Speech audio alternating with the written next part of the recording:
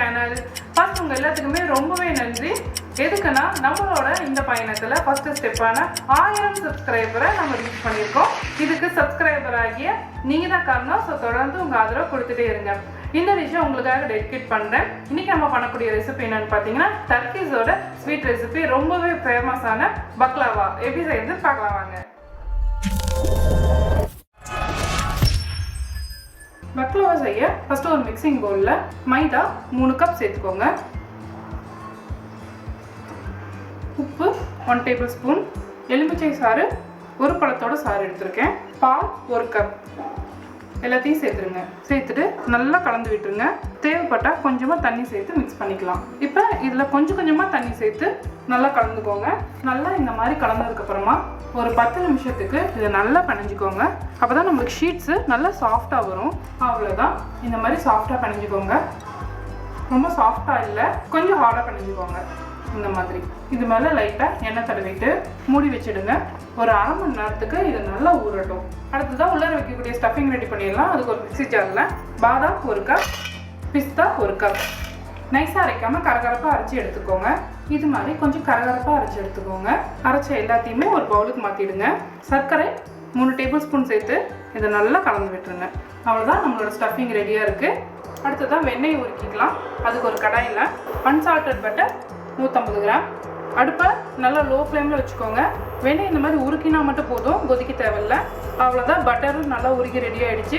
ஸ்டஃபிங்கும் ரெடியாக இருக்குது. அடுத்ததான் நம்ம ஷீட்டை ரெடி பண்ண ஆரம்பிச்சிடலாம். அடுத்ததான் ஒரு பிளேஸில் மாவு ஒட்டாமல் இருக்கிறதுக்கு வரமாவு இந்த மாதிரி போட்டுக்கோங்க. அதில் நம்ம ரெடி பண்ணி வச்ச மாவை எடுத்து ஒரு தடவை நல்லா பிணைஞ்சிக்கோங்க.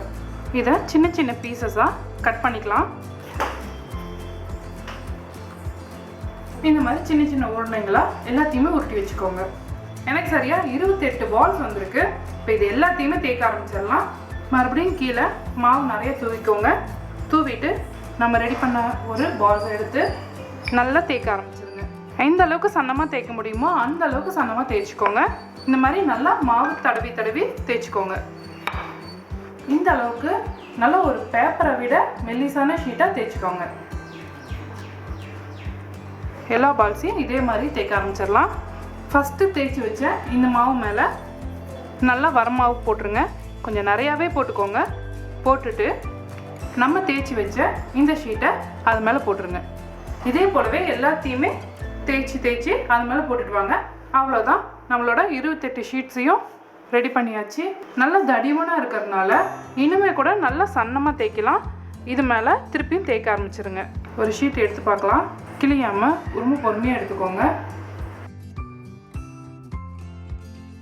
இருந்ததை விட இன்னும் நல்லா சன்னமாகவே வந்திருக்கு. நல்லா கண்ணாடி மாதிரி வந்திருக்கு. அவ்வளோதான், நம்ம ஷீட்ஸ் ரெடியாக இருக்குது. இந்த மாதிரி ஒரு ட்ரே எடுத்துக்கோங்க. அந்த ட்ரேயில் நம்ம ஷீட்ஸ் எல்லாமே எல்லா சைடும் போகிற மாதிரி கவர் பண்ணிக்கோங்க. நம்ம ஆல்ரெடி மெல்ட் பண்ணி வச்சுருந்த பட்டரை இந்த மாதிரி நல்லா மேலே தடவி விட்டுருங்க. இந்த மாதிரி தடவினதுக்கப்புறமா அடுத்த ஷீட் இது மேலேயும் பட்டர் வாஷ் பண்ணிவிடுங்க. இந்த மாதிரி எல்லா ஷீட்டுக்கும் கண்டிப்பாக பண்ணணும். இது போல் 10 லேயர் ஷீட்டை ஃபஸ்ட்டு தடவிக்கோங்க. லாஸ்ட்டாக 10வது ஷீட் இது மாதிரி நம்ம அரைச்சி வச்ச பாதாம் பிஸ்தா அதில் பாதி அளவு இந்த மாதிரி உள்ளே சேர்த்துருங்க. நல்லா எல்லா சைடும் கவர் ஆகிற மாதிரி சேர்த்துக்கோங்க. அடுத்த ஷீட்டை சேர்க்க ஆரம்பிச்சிருங்க. அதே போலவே பட்டர் தடவிக்கோங்க. 28 ஷீட்டில் 10 ஷீட் ஃபஸ்ட்டு சேர்த்துட்டோம். அடுத்ததாக திருப்பியும் 10 ஷீட் இதே போலவே சேர்த்துக்கோங்க. அடுத்த 10 ஷீட்டையும் வச்சாச்சு. மறுபடியும் இது மேலே நட்ஸை தூவி விட்டுருங்க. மறுபடியும் இது மேலே மீதம் இருக்க 8 ஷீட் எல்லாத்தையுமே போட்டுருங்க. ஃபைனலாக 8 ஷீட்டையும் போட்டாச்சு. அடுத்ததாக இதை இந்த மாதிரி கட் பண்ணிக்கோங்க. இந்த மாதிரி ஸ்ட்ரைட்டாக கட் பண்ணதுக்கப்புறமா லைட்டாக இப்படி திருப்பிக்கோங்க.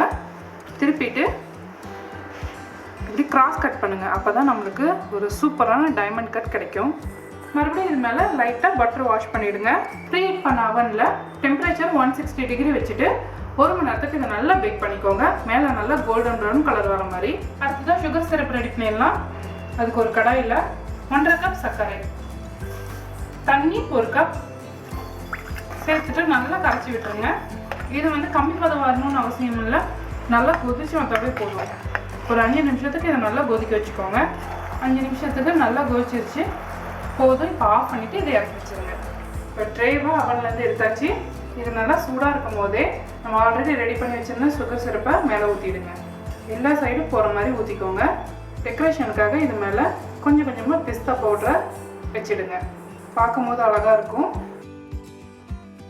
அவ்வளோதான், சூப்பராக ரெடி ஆகிடுச்சு நம்மளோட பக்லாவாஸ். இப்போ இதுலேருந்து ஒன்று எடுத்து பார்க்கலாம்.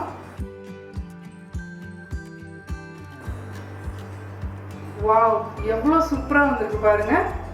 அப்படியே இந்த லேயராக வந்திருக்கு, சூப்பராக இருக்குது. நடுவில் வச்ச இந்த ஃபில்லிங்லாம் எவ்வளோ அழகாக இருக்குது பாருங்கள். சான்ஸே இல்லை, ரொம்ப சூப்பராக வந்திருக்கு.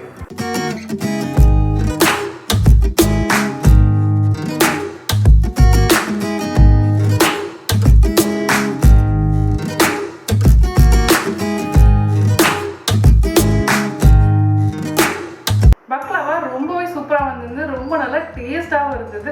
கண்டிப்பாக இந்த ரெசிபி வீட்டில் ட்ரை பண்ணி பாருங்கள். மனமும் சுவையும் சேனலை சப்ஸ்கிரைப் பண்ணாதாங்க சப்ஸ்கிரைப் பண்ணிக்கோங்க. பக்கத்தில் இருக்க பெல் ஐக்கானே அழுத்திக்கோங்க. லைக் பண்ணுங்கள், ஷேர் பண்ணுங்கள். உங்களுக்கு விருப்பமான டிஷ்ஷஸ் எதாக இருந்தாலும் என்னோட ஷேர் பண்ண நினச்சிங்கன்னா கமெண்ட் பாக்ஸில் கமெண்ட் பண்ணுங்கள்.